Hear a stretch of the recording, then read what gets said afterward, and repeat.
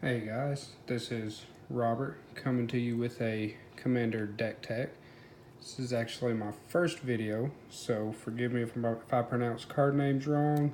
And I'm from Tennessee, so you're going to hear that accent. Alright, first deck, we have 5-color Cycling. Child of Alara is the Commander. Chose her mainly as a way to stop threats so that I could build my own. Alright, we got that out of the way, so we will go to Mana Rocks, which with this deck is a little smaller than I normally run. So we've got Chromatic Lantern, which makes all of our lands tap for any color, very useful in a 5-color deck. Sol Ring, auto include. Commander's Sphere, which I really like for later on in the game when you no longer need the mana from this mana rock. You can just sack it, draw cards, and when it sends it cycles itself. And Hedron Archive, which is also another mana rock that sacks itself to draw 2 cards later on. Alright, next we have some searches. Transmute cards here. So Dimir Infiltrator and Netherborn. I can't even say that flanks. Anyways, there are multiple hits for both of these cards in the deck. And we also have Plea for Guidance, Enlightened Tutor, and Idyllic Tutor. For those, the majority of the hits that we are trying to do is a Pillow Fort that we want to build when we're playing because we are cycling, so we're not going to have many threats in play. So Sphere of Safety, Propaganda, Ghostly Prison, Leyline of Sanctity, Enchanted Evening, which combos with Sphere of Safety very nicely, and Greater Oromancy to protect our enchantments.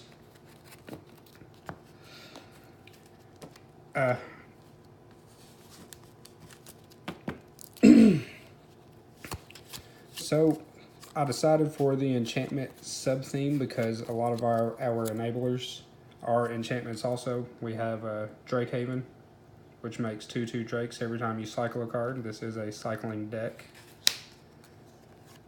Faith of the Devoted. Spirit Cairn, which lets you make 1/1 spirit tokens. New Perspectives, which we can also search up, 6 converted mana costs, with our Netherborn, whatever that other word is. Astral Slide, which is really great for combat tricks.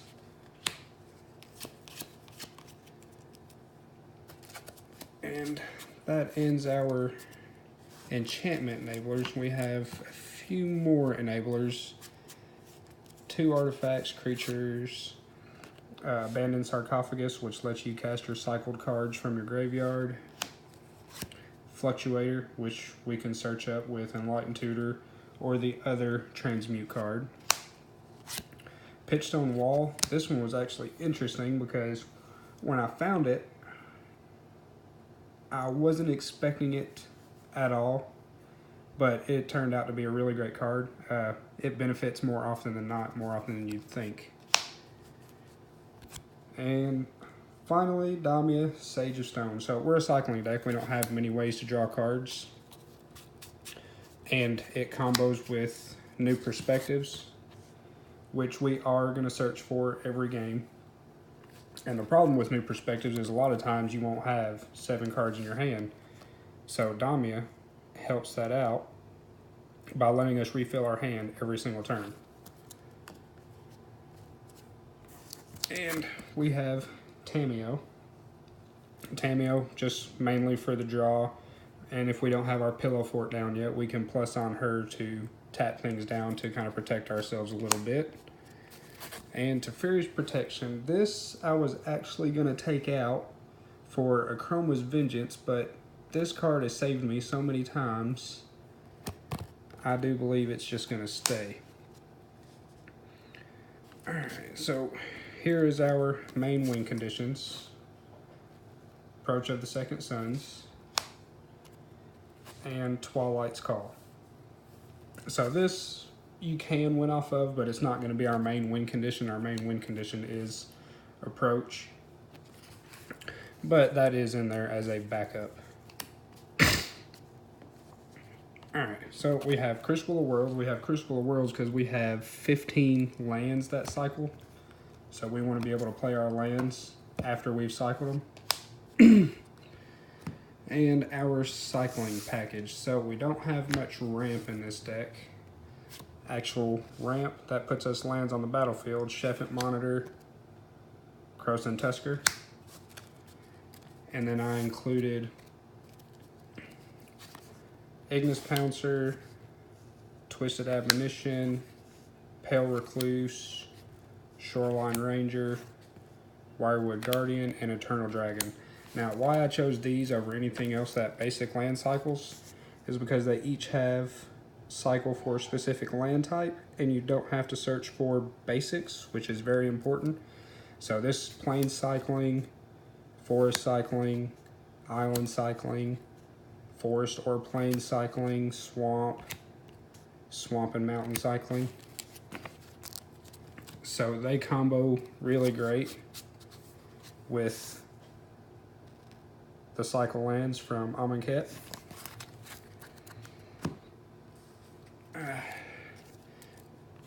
We have our control package in cycling. Decree of Pain, Decree of Silence. We have Vizier, Decree of Justice, just to get us some tokens. Choke of Tethers, Nimble Obstructionist, Complicate, and the white, blue, and red resounding cards from the Alara block. Now, the cycling on some of these that have the abilities are pretty high, but every game I have played with this deck, I was able to, well, if I can find it, get New Perspectives down, have 7 cards in hand, and cycle them for free. So when you look at that, you have New Perspectives, probably a Damia. That cycles for 0. Discard, draw a card, exile 2 attacking creatures. Cycle for 0. Discard, draw a card, return 2 permanents to their owner's hand. Same thing, 6 damage to a creature or player. So value there is just crazy. Alright, and to finish off our cyclers, Vile Manifestation, Curator of Mysteries, Archfiend of Ifnir, Rapid Decay, Lull, Yoked Plow Beast, Repopulate, Razaketh's Right, Cast Out, Break Asunder, Volcanic Submersion, Beneath the Sands, Countervailing Winds. And the last one, saved because I got picked on for it, was Brand. 1 mana, gain control of all permanents you own, cycling 2 colorless. This card I felt was necessary because I play in a play group that has all played Magic for a very long time, and we all have played Commander for a long time, so you never know what's going to be pulled out. And if your opponents reanimate something from your graveyard, or someone's playing some kind of political puppets deck where they want to steal all your stuff, this kind of hoses them every single time, especially if they're doing Reanimator, because they're wasting their Reanimator spells on your stuff, and you just 1 red mana get it all back. Alright, lastly we have the mana base. Couple lands, tap for any color. Command Tower, auto include.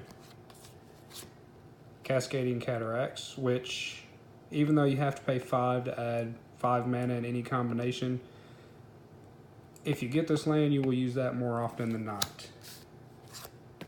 City of Brass, Grand Coliseum, Exotic Orchard, which I have a reflecting pool. I just can't find it at the moment. Whenever I find it, this will come out, reflecting pool will go in. Alright, we have Temple of the False God, Utility Lands, Mystifying Maze. I actually wanted this over Maze of Ith because this does let me tap for mana. Maze of Ith does not.